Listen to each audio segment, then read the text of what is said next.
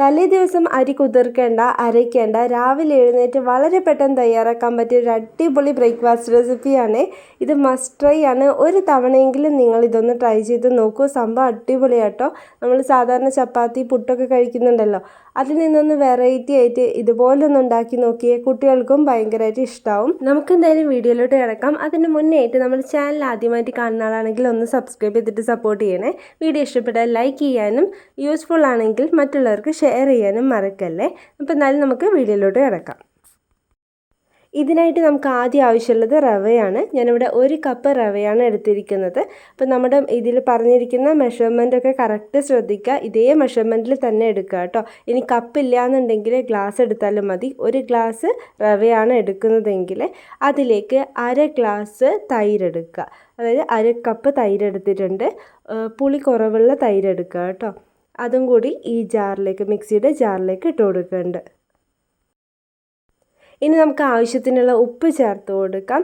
പിന്നെ അതുപോലെ ഇനി വെള്ളം ഒഴിച്ചു കൊടുക്കണം. 1/2 കപ്പ് വെള്ളമാണ് ഒഴിക്കുന്നത്. അപ്പോൾ 1 കപ്പ് റവയിലേക്ക് 1/2 കപ്പ് വെള്ളവും 1/2 കപ്പ് തൈരും കുറച്ച് ഉപ്പും ചേർത്തിട്ടുണ്ട്. ഇനി ഇത് നന്നായിട്ടൊന്ന് മിക്സ് ചെയ്തെടുക്കുന്നുണ്ട്. മിക്സ് ചെയ്തതിന് ശേഷം വേണം നമുക്കിതൊന്ന് അടിച്ചെടുക്കാൻ വേണ്ടിയിട്ട്. ആദ്യം തന്നെ അടിക്കാൻ നിൽക്കുകയെന്നുണ്ടെങ്കിൽ ജാറ് പെട്ടെന്ന് കംപ്ലൈൻ്റ് ആവും.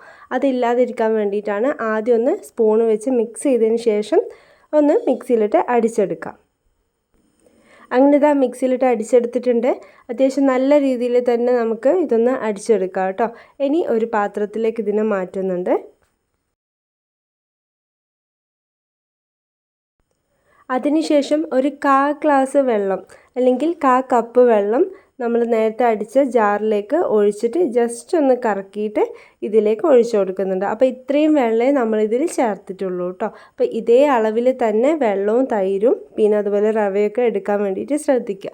ഇനി നന്നായിട്ട് ഇതൊന്ന് മിക്സ് ചെയ്യുക. ഈ ഒരു ടൈമിൽ നമുക്ക് ഉപ്പൊന്ന് ചെക്ക് ചെയ്ത് നോക്കുക. ആവശ്യമുണ്ടെന്ന് തോന്നുകയാണെങ്കിൽ കുറച്ച് ചേർത്ത് കൊടുക്കുക കേട്ടോ. ഇനി ഇത് നന്നായിട്ടൊന്ന് മിക്സ് ചെയ്തതിന് ശേഷം നമുക്ക് കുറഞ്ഞത് ഒരു 15 മിനിറ്റ് എങ്കിലും ഇങ്ങനെ വെച്ചേക്കുക. അപ്പോഴേക്കും ഇതിന് പറ്റിയ നല്ലൊരു അടിപൊളി ചട്നി തയ്യാറാക്കാം. ഞാൻ ഇതിന് മുന്നേ ദോശയുടെ വീഡിയോയിലൊക്കെ കാണിച്ചിരിക്കുന്ന ചട്നിയാണ്. ഞാനിവിടെ സ്ഥിരമായിട്ട് തയ്യാറാക്കുന്നതാണ്. ഇതുപോലെ നിങ്ങൾ തയ്യാറാക്കിയില്ലെങ്കിൽ ഒന്ന് ട്രൈ ചെയ്ത് നോക്കൂട്ടോ. ഒരിക്കലും ഫ്ലോപ്പ് ആവില്ല. അത്രയ്ക്ക് ടേസ്റ്റാണ് ഇങ്ങനെ തയ്യാറാക്കുന്ന സമയത്ത്. 2 പിടി തേങ്ങയിലേക്ക് 5-6 ചെറിയുള്ളി, ഒരു 5 വെളുത്തുള്ളി, പിന്നെ ചെറിയ കഷ്ണം ഇഞ്ചി ചെറുതാക്കി മുറിച്ചിട്ടത്, പിന്നെ ഒരു 4-5 അല്ലി കറിവേപ്പില, പിന്നെ അതുപോലെ വറ്റൽമുളക് ഉണ്ടെങ്കിൽ അതെടുക്കാം. ഇനി അതല്ല വൈറ്റ് കളറിലാണ് വേണമെന്നുണ്ടെങ്കിൽ പച്ചമുളക് മാത്രം എടുത്താൽ മതിയാവും. ഞാനിവിടെ ഒരു 5 വറ്റൽമുളകും ഒരു പച്ചമുളകും എടുത്തിട്ടുണ്ട്. കുറച്ച് ഉപ്പ് ചേർത്ത് കൊടുക്കേണ്ട. പിന്നെ ഇതിലെ മെയിൻ ഇൻഗ്രീഡിയൻ്റ് എന്ന് പറയുന്നത് തൈരാണ്. ഞാനിവിടെ ഒരു 1/4 കപ്പ് തൈര് ചേർത്ത് കൊടുത്തിട്ടുണ്ട്. 1/4 കപ്പ് പച്ചവെള്ളം ഒഴിച്ചിട്ട് നന്നായിട്ട് അരച്ചെടുക്കേണ്ടത്. ഇത്രയും ഇതിൽ വെള്ളം ഇപ്പം ചേർക്കുന്നുള്ളൂ കേട്ടോ. അപ്പോൾ ഇതാ ഏകദേശം ഇങ്ങനെ വരും അതിൻ്റെ തിക്നെസ് എന്ന് പറയുന്നത്.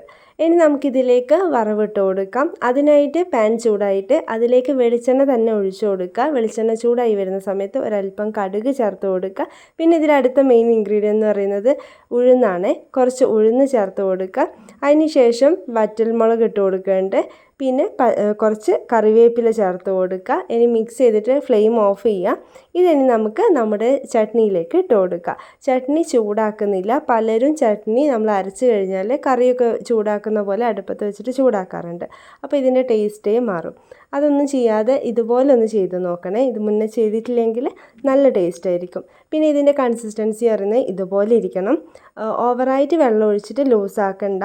ഇനി അത്യാവശ്യം വേണമെന്നുണ്ടെങ്കിൽ ഒരല്പം നമ്മൾ അരച്ച ജാറിലേക്ക് ഒഴിച്ചിട്ട് ഒന്ന് കലക്കിയിട്ട് ഇതിലേക്ക് ഒഴിച്ചാൽ മതിയാവും. ചട്നി ഇവിടെ നിൽക്കട്ടെ. ഇനി നമുക്ക് ബാക്കി പണിയിലേക്ക് കിടക്കാം. ഇനി ഇതുപോലെ തന്നെ നമുക്ക് ഫ്രൈ പാൻ ചൂടാക്കിയിട്ട് അതിലേക്ക് വെളിച്ചെണ്ണ ഒഴിച്ചിട്ടുണ്ട്. ചൂടായതിന് ശേഷം കടുക് ഇട്ട് കൊടുത്തിട്ടുണ്ട്. കടുകൊന്ന് പൊട്ടി വരുന്ന സമയത്ത് നമുക്ക് വീണ്ടും കുറച്ച് ഉഴുന്ന് ചേർത്ത് കൊടുക്കുന്നുണ്ട്. ഉഴുന്നൊന്ന് മൂത്ത് വരുന്ന സമയത്ത് നമുക്ക് വലിയ ഉള്ളി പകുതി എടുത്തിട്ടുള്ളൂ. അത് ഇതുപോലെ പൊടിയായിട്ട് അരിഞ്ഞിട്ട് അതും കൂടി ഇട്ട് കൊടുക്കാം. ഉള്ളി ഒന്ന് വാടി വരുന്ന ടൈമിൽ നമുക്ക് കറിവേപ്പില ഇതുപോലെ ചെറുതാക്കി മുറിച്ചിട്ട് അതും കൂടി ഇട്ട് കൊടുക്കാം. ഇനി ഇതും നന്നായിട്ടൊന്ന് മിക്സ് ചെയ്തെടുക്കാം. ഇനി ഫ്ലെയിം ഓഫ് ചെയ്തിട്ട് ചൂട് ഒരൽപ്പം തണിഞ്ഞതിന് ശേഷം നമ്മുടെ മാവിലേക്ക് ഇട്ട് കൊടുക്കുക. ഇപ്പോഴേക്കും 15 മിനിറ്റ് എന്നുള്ളത് ഏകദേശം ഒരു അരമണിക്കൂറൊക്കെ ആയിപ്പോയിട്ടുണ്ട്. അപ്പോൾ കൂടുതൽ സമയം വെച്ചെന്ന് വെച്ചാൽ കുഴപ്പമൊന്നുമില്ല കേട്ടോ. മിനിമം 15 മിനിറ്റെങ്കിലും റെസ്റ്റ് ചെയ്യാനായിട്ട് വെക്കണമെന്ന് മാത്രം. ഇനി അത് വെച്ചിട്ട് നന്നായിട്ടൊന്ന് മിക്സ് ചെയ്തിട്ടുണ്ട്. ഇനി ഇതിലേക്ക് നല്ലൊരു ഫ്ലേവറിന് വേണ്ടിയിട്ട് മല്ലിയില ചെറുതാക്കി മുറിച്ചിട്ട് അതും കൂടി ചേർത്ത് കൊടുക്കുന്നുണ്ട്. മല്ലിയിലയുടെ ഫ്ലേവർ ഇഷ്ടമില്ലാത്തവരാണെങ്കിൽ അത് സ്കിപ്പ് ചെയ്യാം. അത് ചേർക്കുകയാണെങ്കിൽ ഒരു സ്പെഷ്യൽ ടേസ്റ്റ് ആയിരിക്കും. ഇനി ഇത് നന്നായിട്ടൊന്ന് മിക്സ് ചെയ്യുക. ഇനി ഇതിലേക്ക് ഒരല്പം ബേക്കിംഗ് സോഡയോ അല്ലെങ്കിൽ ബേക്കിംഗ് പൗഡറോ ഏതാണോ ഉള്ളതെന്ന് വെച്ചാൽ അതൊന്ന് ചേർത്ത് കൊടുക്കുക. എന്നിട്ട് നന്നായിട്ട് ഇത് മിക്സ് ചെയ്യുക. ഈ മിക്സ് ചെയ്യുന്ന സമയത്ത് ശ്രദ്ധിക്കുക, സോഡയൊന്നും അവിടെ ഇവിടെയൊന്നും കിടക്കരുത്. എല്ലാം നന്നായിട്ട് ഇതിൽ മാവിൽ മിക്സ് ആവണം. അപ്പോൾ അത് സ്പൂണ് വെച്ചിട്ട് നന്നായിട്ട് അവിടെ ഇവിടെ കട്ടയായിട്ട് കിടക്കുന്നുണ്ടെങ്കിൽ അതൊക്കെ ഒന്ന് ഉടച്ചിട്ട് നന്നായിട്ട് ഇത് മിക്സ് ചെയ്തെടുക്കുക.